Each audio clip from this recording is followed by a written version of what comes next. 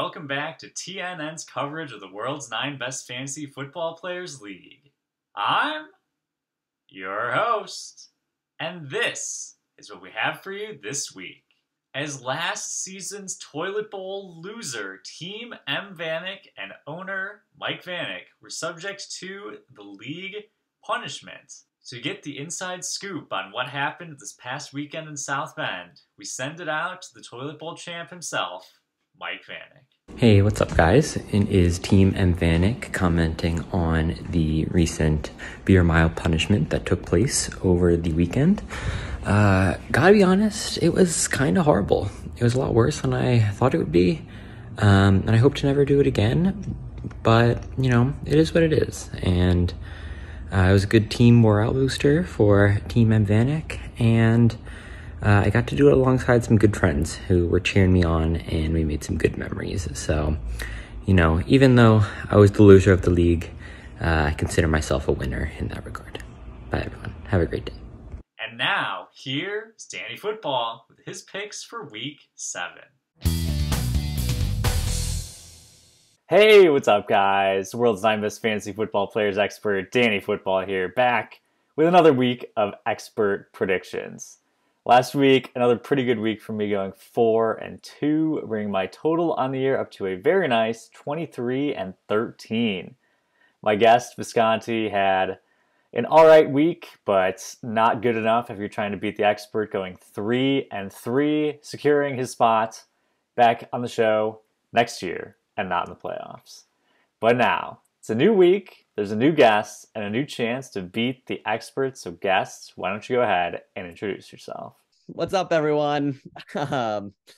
It's me, Will Trump, proud owner of Team Big Chungus 22. I am, of course, the Big Chungus himself. Really kind of shocked, a little bit unexpected, perhaps, to receive the invite from Danny Football / your host / the commissioner, but genuinely excited to be back here on the show. They're definitely not paying me a big appearance fee like Pat McAfee pays all his guests. I swear I'm coming on here of my own volition. Hey, look, Will, it's always great to have you back. Very excited to have one of the historic fans of the show on the show. And I'm hoping we can, put our shaky past behind us and let it all be water under the bridge. Come out, we can hug and kiss and just move forward together in harmony. I really hope so too, Danny Football. That would make me very happy. But if the record starts to go south after this for Team Big Chungus 22, it might be the last time you see me on the show. Just a warning. All right, first up, we have Ham and Throw taking on the Mental Brick Walls. Brick Walls currently favored in this one at 54%. Well, I'm sure Ham and Throw is just bad. Very, very bad team. I thought it was very great poetic justice for them to lose on a last-second Micah sack as a noted defensive hater in team owner Mike Visconti. Normally, I would say that they have no chance at all this week because I hate Ham and Throw, but the Brick Walls, they might be in for a little trouble this week. Trevor Lawrence obviously hurt. He banged up his knee, and they're playing on Thursday, so there's like a pretty decent chance he doesn't play. And their backup is Zach Wilson, who is on a bye. The league has essentially no options to pick up off of waivers for a quarterback. So this is something I have my eye on for the Brick Walls. I think it could be a very big issue for them. But even with that said, I cannot, in good conscience, pick Ham and Throw, and I'm going to go with the Brick Walls in this one. I love that pick, Danny Football.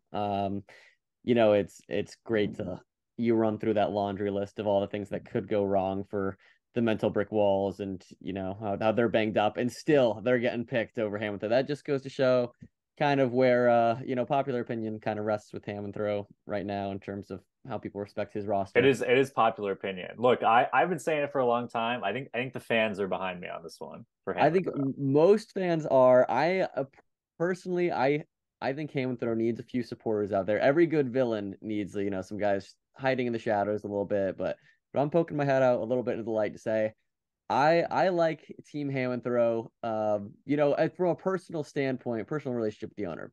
Do I think he's doing great things with the team? No comments. The quarterback play just leaves a lot to be desired. He's starting Russell Wilson. True. Anthony Richardson was a great draft pick. He had his eye on him from the start, and he went and got his guy. Yeah. And when he's played, Anthony Richardson has been awesome. But Yeah. now he's got Russell Wilson and Mac Jones as his two quarterbacks. I don't even know how he ended up with Russ. I think I traded the mental brick walls Russ a while ago, but Yeah. somehow Throw has him now. Jonathan Taylor though, I don't know if is this his first week back for Indy? Nope, this is his third week. He is back. He did play Yeah, last week, but not you doing know, much from the look of Zach it. Moss is the man. Yeah, I was gonna say I can't imagine the team wants to block for him much. Anyway, instead of doing analysis on the Colts, I should probably just do analysis on these teams. Yeah, Brett's team's a wagon. I mean, they put up Yeah. big points. His defense always finds a way. Like the absolutely ancient Bobby Wagner is good for like 15 a game, no matter what. It's pretty True. awesome. And he's got some good skill players as well. Between Kenneth Walker running backs and Stephon Diggs and the boys at wide receiver. So, yeah, I like the mental bricks walls in this one as well. Ham and Throw. I love seeing that you put up a few wins this year. I mean, you're a 3-3 or 500 team. That's True. that's a good record in this league. So he's hanging around, but Brett doesn't seem to think his team is actually that legit, but I think they are. He was worried that they might be frauds, but his points for say otherwise. So I'm going mental brick walls as well. Next up, we have the Judon Noodles taking on undefeated, never lost. Noodles currently favored at 56%. Will, who do you like in this matchup? Not a lot of discussion needed on this one. I'm going with the Noodles. Go ahead and throw that out there right now. It makes me sad to pick against another historic franchise, the second Yeah. most historic franchise probably in the league, undefeated, never lost, behind the Chungai. But they got they're coming off their first win of the year. They've been putting Yeah. up big points recently, kind of barking as I expected them to at the beginning of the year, but they got off to that slow start. But yeah, the Noodles have put up some massive points, man. And even with McCaffrey maybe out, you still got Travis Kelce, Lamar, a couple good running backs. I think the Noodles are destined for a strong finish and playoff run for sure, and are contending for a title this year. And undefeated, never lost. They're contending for first pick, but I don't think it's probably their first pick at this point next year. I would need to look at the trades a little more, but point being, give me the Noodles. Yeah, I think that's a good pick. Undefeated, never lost. I got to give them a little shout out. They got their first win of the season last week against the Coochie Gang, and I got to recognize the great achievement for the historic franchise, undefeated, never lost. They've had a good string of a couple high scoring weeks. It'll be interesting to see if they keep it going or if that was just a fluke. Miguel's seat may have cooled off by just like the tiniest bit after getting that win. We'll see what Roberto Kraft is thinking at the end of the season. The Noodles, obviously, as you mentioned, big story is Christian McCaffrey injury. He's playing Monday night, so that's a little dicey with the injuries and the guys playing Monday night. I know they've got Jordan Mason, but I don't know what kind of play he's going to be this week. They also have Garrett Wilson, T. Higgins, and former Viking Adam Thielen, who has had a very good year, all on a bye this week. I think it's going to be tough for the Noodles to put their best foot forward this week. And I'm going to say it, I would not be surprised if undefeated, never lost, won this game, but I can't pick them. I'm the expert. I can't pick them. I'm going to go with the Judon Noodles in this one. That was some revelatory research that you've done. I didn't realize all the bye weeks going on with Dude, this is a big week for the buys. The teams that aren't getting hit hard with the buy, the expert likes them this week. Yeah, okay. Noted. Next up, we have the SWAT team taking on the Coochie Gang. SWAT favored here at 61%. These are two teams that both could really use a win right now. Coup, obviously, very demoralizing loss to undefeated, never lost last week. They're going to be without Damian Pierce, Derrick Henry, and DeAndre Hopkins all on a bye. So obviously, big hit to their team. their season's kind of on life support right now. I know if they do not get the win here, I think it may be time for Tom to really sell and try to recoup some draft picks, because if you fall to 2-5, I think it's going to be really hard to make the playoffs and turn the season around. The SWAT team, look, I've said before, this is not the SWAT team of old. They've been very banged up. I think they were like the 9th or 10th highest scoring team last week. So I think this team could still turn it around, but really no one's scared of this team right now. They got a lot of injuries. Monty, Ramondre, DK, Debo all came out of last week's game with some kind of injury. Could be trouble for them if one or potentially more of those guys aren't able to suit up in the future. I think this one ends up closer than people think, but I'm going to go with the SWAT team to pull out the win in this one. All right. I like it, Danny Football. I think all that talk about the banged up SWAT team, not the SWAT team of old, it kind of sounds like I still think they're a bit of a sleeping giant, that could go off at any point. Yeah, I think team morale is down worse than ever, being owned by the Chungai, of course. Like it's just not great when you see team leadership change hands like that, kind of unbeknownst to the players that look, the Chungai have great success against the commissioner's team. They beat him at least this year and the year prior. Yeah. We're a bit of a giant slayer team ourselves, and now I'm the owner of 2 franchises between the Chungai and the SWAT team. So that's why I'm a busy man. That's why it's hard to get put his name on the trophy. Yeah, I deserve. I'm the real 3-time defending champ here. Yeah, I'm pretty disappointed for Tom and with Tom's team this year. I thought they had kind of been contenders in the past. They've always shown some flashes of greatness, but just having a hard time putting it all together. Even with a lot of good skill position players. So maybe their defense is going to wake up a little bit, help them out, put up some big points. But it's probably no match for the might of the power of the sack and TJ Watts. Those 2 factors combined make for a pretty fearsome team. So I'm going to go with the SWAT team as well. That was a lot of really in-depth analysis about the players there that probably you're not going to find on just any show that I just gave everyone. That's true. You got to come to TNN to get the expert takes. That's right. That's what keeps the loyal fans of the show returning every week. Why do you think I watch multiple times every week? I got the script memorized. Next up, we have Slob taking on JK. We're still Mahorny. Slob favored narrowly at 52%. What are your thoughts on this matchup? I listened to the insider trading advice from owner of JK when Joe Foch said the stock is going way up. Buy now. I'm fully invested in this team. I think they are way better than they have performed this year. They're sitting at 2-4, and I think they could finish the year with only just a couple more losses on there. I think they're gonna get on a hot streak here. They've had a lot of players come back and regain their health and hopefully regain their game a little bit. So Cooper Kupp obviously being the big one. He looks like he's picking up right where he left off. Yeah. Kareem Hunt's starting to get some carries again for the Browns. So look out, Jerome Ford owners. That's a little scary. That's the Bandits playing them this week. And then that defense, I was thrilled with the Micah Parsons sack last night watching that game. I very rarely cheer for the Cowboys, but I needed them to win the survivor pool, which I did. Sorry to steal Brett's thunder in a nice. I finally closed it. So that was a big moment for both my team and JK as he finished off Visconti. But I think it's a very good team. Slob down pretty bad. You still have Ezekiel Elliott in the starting lineup. Yeah. Tried hard to offload him last season and just couldn't do it. And now you got more aging running backs.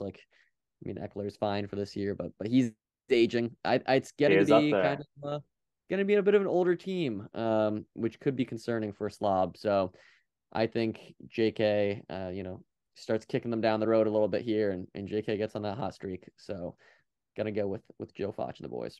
Yeah, I like that pick here. These are, I said before, 2 teams that really need a win. These are 2 teams that really need a win. Both are, the season's essentially on life support. On the outside of the playoffs looking in, JK with 2 wins, Slob with 1. both teams also made moves to try to win either this season or last. So they're without the draft capital. Really got to turn things around. I think Slob this week may actually be wishing that they had Brandon Ayuk on their team still. Christian McCaffrey, Debo, both hurt. Could be a big game for him. Obviously, he's now over with undefeated, never lost. So that's slight tick down for Slob. But I do have to say I understand them trading Brandon Ayuk away, but it does hurt their chances this week. For JK, as I mentioned before, with all the buys, they're going to be without Breece Hall and Joe Mixon. It's going to make winning pretty tough for them. I don't love either of these teams right now. I know you said you thought JK is, they could turn their season around. Personally, I don't really see it in the cards, but I think Joe wants to win just a little bit more. I'm going to go with JK in this one. Nice. Never underestimate the desperation of an owner getting the locker room fired up, for sure. True. And Joe knows how to get the locker room fired up. That's for damn sure. Moving on, we have Team M Vanek taking on Blood, Sweat, and Beers. Blood, Sweat, and Beers favored at 57%. This is one I'm going to call the tight end bowl. Both of these teams currently have 3 tight ends in their starting lineups, which I'm hoping and praying is a league first and something we never see again. They're just the tight end position, absolutely atrocious. The fact that both of these teams are starting 3 of them is disgusting football. This is going to be like watching Iowa football, very low scoring, gritty affair. Team M Vanek has really surprised me this year, and I'm sure they surprised the Bandits last week, giving them a pretty good scare in a close game. I think this team is legit, and I would not be surprised if we're talking about Team M Vanek as a real contender by the end of the year.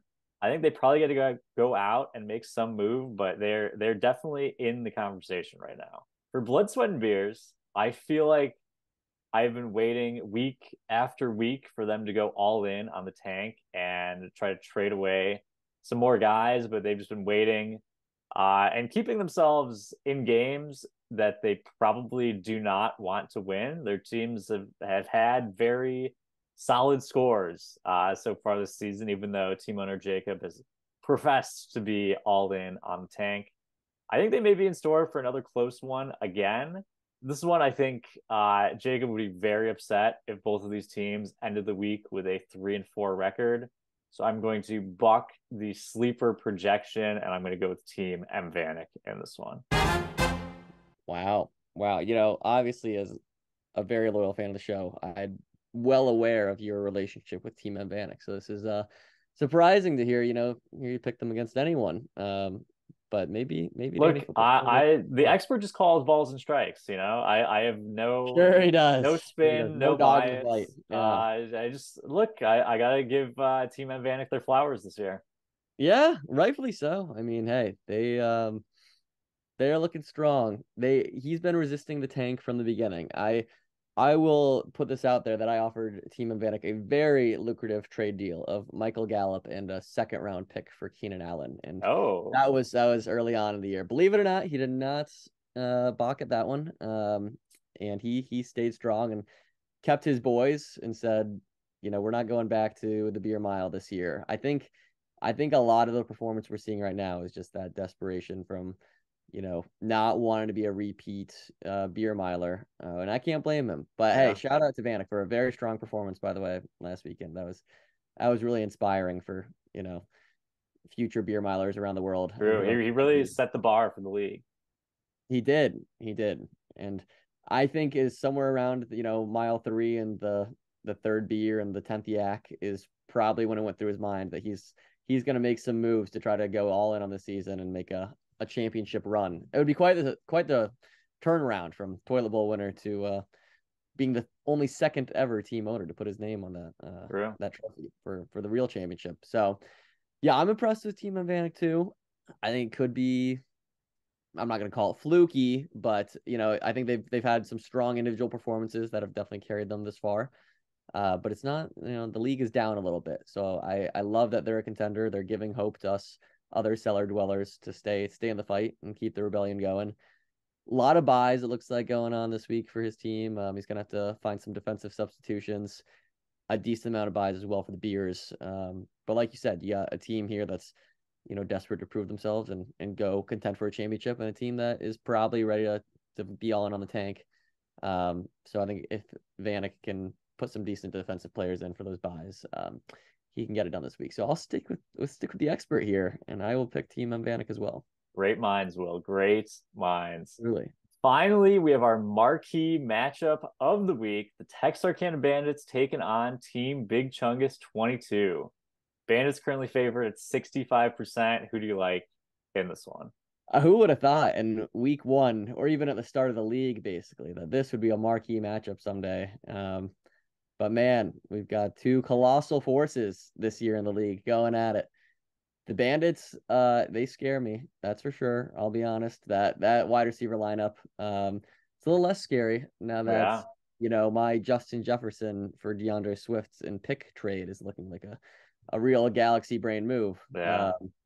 Knowing that he'd be out during this time, but there's still a pretty fearsome lineup, offense and defense from the Bandits. I think, in my mind, they're arguably title favorites. They can just go off for so many points any given week. So that's title favorites, when it comes to the field. But if you're talking about that's Chungus against the field. So, they can emerge from the pack, but I still think Team Big Chungus 22 is the strongest favorite for the title, obviously.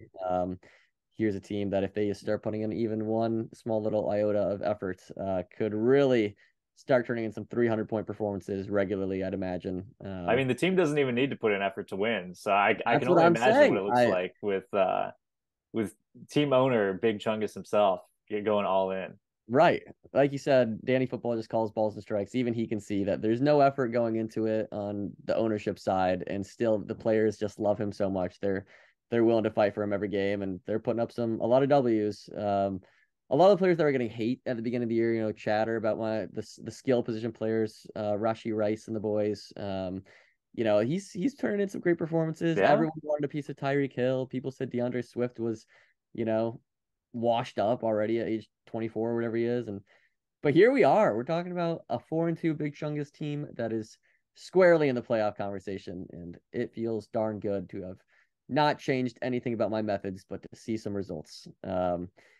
And yeah, obviously I'm never going to pick against my boys. I'd back my boys against, the greatest teams of all time, any of them. And I think we are one of the greatest teams of all time, being the most historic franchise after all. So no real analysis needed on this one. It's just who wants it more. And I love the Bandits. I think you got a great team and a great leadership over there. But at the end of the day, no one has more heart than the Chungai, and no one's been more disrespected than the Chungai. And we're ready to go take the league by storm this year and bring home a title, boys. We're playing for trophies, and there's only one trophy we're playing for, not the toilet bowl one. Oh yeah, you don't want that trophy. We're playing for the trophy that rightfully belongs to us. So Chungai all the way. Yeah, this is a really interesting matchup. The only matchup this week between two teams that would be in the playoffs if the season ended today. Obviously, these teams have some history. They have both gone through franchise relocations, moving out of Brooklyn. And maybe the change of scenery is what these teams needed. Some were highly critical of Grayson for not taking the Chungai in the division draft, but that might be the smart move, as the Chungai are now 4-2 and solidly in the playoff race. Fans of the show, Will, I know we've had a hot and cold relationship, but it's always great to have you on. Fans of the show will know that I'm high on the Bandits, but the Bandits, they've got some roster problems this week. Samaje is probably cracking their starting lineup, and he is just absolute garbage. So not great for them. Trayvon Walker getting the start at linebacker, which I think could be a very nice change of pace. The man is just an absolute beast. So I'm very interested to see how he performs. Usually, I do not have too much to say about the Chung guy. Fans of the show will know I usually do not have too much to say about the Chung guy. But I will say this. Miles Sanders is hurt and on a bye. So the Chung guy are probably going to have to put Matt Breida into their starting running back spot. And, obviously with Saquon back, Matt Breida, you're hoping maybe he gets like 2 points, maybe. I think it's going to be pretty hard to beat the Bandits. The Bandits have just been a force this year. I'm high on them. I will always be high on the Bandits. And with that being said, I got to get back on the train. I'm low on the Chung guy, high on the Bandits. Choo choo. We're picking the Bandits this week.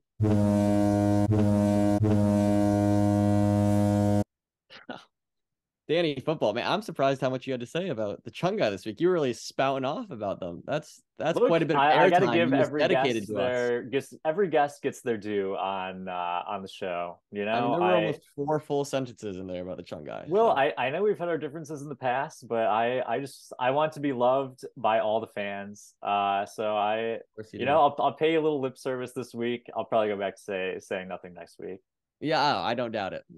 Danny football, he's just like Homelander. All he cares about is just being loved by the people, And hey, if that's what you want, then you better hope the Chung guy win this week. Because like I said, if things don't go well for the Chung guy the rest of the season, it is blamed on this segment right here and talking to you, Danny football. So it was fun to be on though.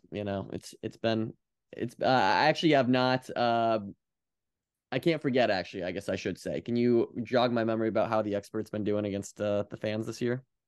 Look, the expert's doing pretty well so far. I've only been beaten by one guest. I've been beaten by Vanek. Wow. And that is it. Vanek's on a heater. So, there's still some spots to be locked up for the playoffs. And, Will, of course, great to have you on. I'm wishing you all the best of luck with your picks. Of course, not as good as me. Can't beat the expert, but it's been great to have you. There's still a couple spots left to be locked up, and we'll see. I believe the only one we disagreed on was the marquee matchup of the week. So that's right. High pressure in the marquee matchup. All the chips in on my boys. Always bet on yourself. It's not even betting if you're going to win anyway. So I think I'll be seeing you for the playoffs, Danny football, when I'm in there and when I'm picking as well. So. That'd be good stuff. Thanks for having me on, though. It's been a real treat, and like you said, glad we could put aside the differences for at least a day. Exactly. And happy birthday, by the way. It's birthday week for those who did not know. The combination of your host, commissioner, and Danny Football. So HBD. And thank you, Danny Football and guest Big Chungus, for those great picks. That's all we have for you this time. Be sure to tune in next week to see how things shook out. I'm your host, and this has been TNN. Don't forget to like, comment, subscribe, and hit that bell.